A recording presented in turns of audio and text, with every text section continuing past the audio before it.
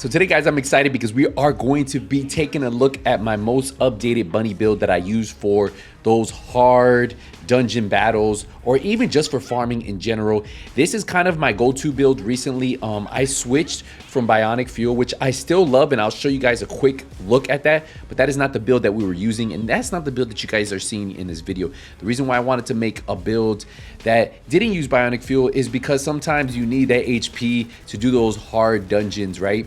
And that's what this build was for. This build was to complete hard dungeons and then also farm missions.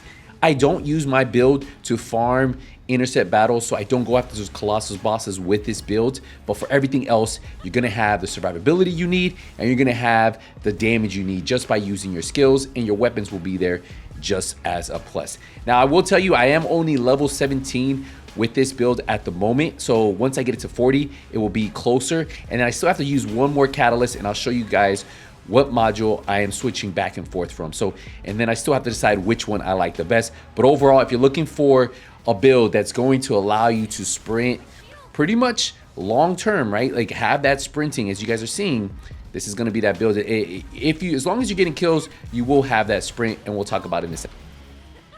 So before we get into the builds, I did want to show you something real quick. We are sitting at level 17. So once we go up 23 levels, we'll be at max level. So we should see our defense go up and see our HP go up and see our MP go up. Currently 15,000 defense, 8,200 HP, 376. Again, all these will go up. Now you'll notice I am running the Thunder Cage. It's kind of my go-to weapon. I'll show you the modules in a second.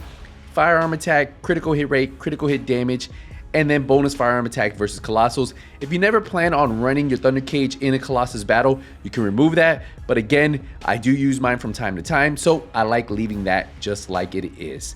Going to the modules, you'll see right off the bat, we are running better concentration for the critical hit damage, rifle and reinforcement for that firearm attack, action, reaction, firearm attack, and recoil. We have fire rate to give us that, 25% fire rate. Concentration support ammo is going to give us rounds per magazine, plus some critical hit damage, better insight for critical hit rate. We have weak point insight on here. We have concentration priority, which is going to give critical damage, reload time modifier, weak point sight, and then we do have elemental damage. But yeah, this is kind of what I run for farming. Pretty solid.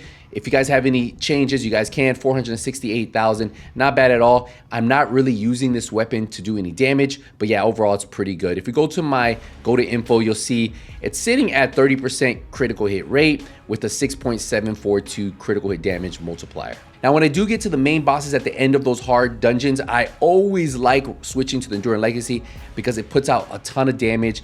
We have firearm attack, critical hit rate, critical damage, and since I do use this for Colossus, I am never going to switch. These are the four that I will go with. And if you plan on using this for Colossus bosses, this is what you want to go with. Now you'll see that we're sitting at 821,000 DPS on this Enduring Legacy. Rifle and reinforcement gives us that firearm attack, action, reaction, more firearm attack. We have sharp precision shot, which is amazing. You guys can put whatever you guys want here. I really like this one while pulling the trigger. The fire rate is plus 4%, recoil is negative 5%, and the firearm attack is plus 6%. Now this does go up every 0.5 seconds, stacks up to 10 times. Pretty good, right?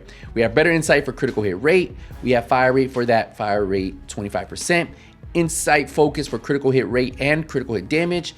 We have expand weapon charge for the rounds per magazine, better concentration for the critical hit damage, concentration priority for critical hit damage and reload time modifier. And then obviously you guys can put whatever elemental damage you want here. But if you guys are running the Enduring Legacy, if you want to make sure that you're proccing the special talent that happens with Enduring Legacy, you guys want to have fire enhancement on here. So just do that right there. Ideally, this is kind of what you guys want to go with.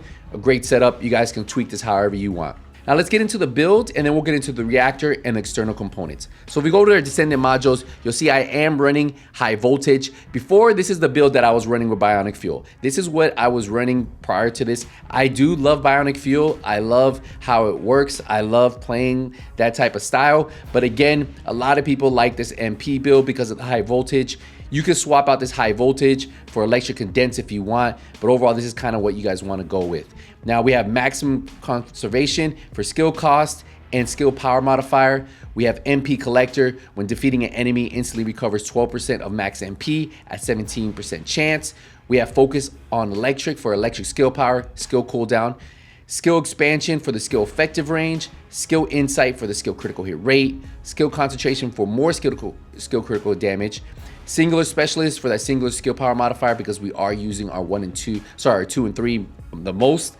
We have HP amplification for the max HP of 227%. Max shield is negative 36%. Increase HP on here. So yeah, definitely going for that HP. Now, if you notice, I do not have this one fully spec'd into. I do plan on putting a catalyst for this one in particular because I think Dangerous Ambush would actually fit really good with this build. And when we do max this one out, you can get additional 24, almost 25% to enemies that aren't targeting you. That happens a ton, right? Because a lot of times your electricity actually goes through the walls or goes around, hits enemies before they get you. And that's a ton of skill power that you guys can get there. So that's actually a really good one. I've seen some other people run like Decimator, which is actually not bad at all, but you guys can decide what you want here. Now, if you don't want to run something that gives you more damage, but maybe give you a little bit more survivability, well, then you can actually use this module. Go down here. You can run Agony if you want. It's going to give you max MP, gives you defense, or you can go with even something like Time Distribution, which gives you max HP skill cooldown. Really up to you. I think for the survivability, I'd probably go with this one with the 38% defense and then the max MP. And then if I were to go save, you see it would bump us up to almost 15,000 defense. So not bad at all. Really depends on your playstyle, how you guys want to run it. But you remember, you guys can swap that out. I do plan on running another catalyst, and I'm only 17, so my defense will go up a little bit. We do have long distance maneuvering. Really up to you what you want to run here. But again, with this, I am able to keep this up all the time and pretty much sprint all the time. You guys saw in the gameplay, pretty amazing. And let's go to my modules. So you'll notice I am running a singular reactor that's going to get Thunder Cage mounting. So I am using my Thunder Cage. We have electric and singular on here. And then we have singular crit damage and electric skill power boost ratio. Now with external components, I went with 2 different sets to give me 2 different set bonuses. The Annihilation set's going to give me skill duration of 5.7%. I do recommend whatever set you go with, you want to get that MP recovery out of combat. Plus, hopefully have defense and max HP to give you some type of survivability. And then I went with the Supernova set that the 2-piece gives me electric skill power modifier. And then we have max shield, max MP. And then you always want to get that MP recovery in combat right here. And then for the memory, you're going to want the MP recovery modifier. So now for our processor, we have max HP, max shield. Ideally, if I could get stuff that didn't have shield, like this one, not max shield, you could probably use a different set if you want. But again, I'm using it for the 2-piece. And overall, it's not a bad set at all. I like the skill duration, and the electric skill power is pretty solid. Now, you guys could go with the Slayer set if you want, but I went with this 2-piece. It's just kind of how I like it, and it works really well with her setup. Overall, this is the build right here, guys. And if you guys have any questions, let me know. Remember, I was running that Bionic Fuel one, but again, this is for all of you who enjoy high voltage. Now, remember, if you guys don't have Ultimate Bunny, you guys can sacrifice high voltage and run something different, maybe electric condense, and that works for Bunny and Ultimate Bunny. It's really up to you. But yeah, that's it, guys. That's the build. If you guys enjoyed this video, appreciate the support, appreciate the love. Make sure you guys leave a like. See you in the next one. Hey, Nothing But Skills is out.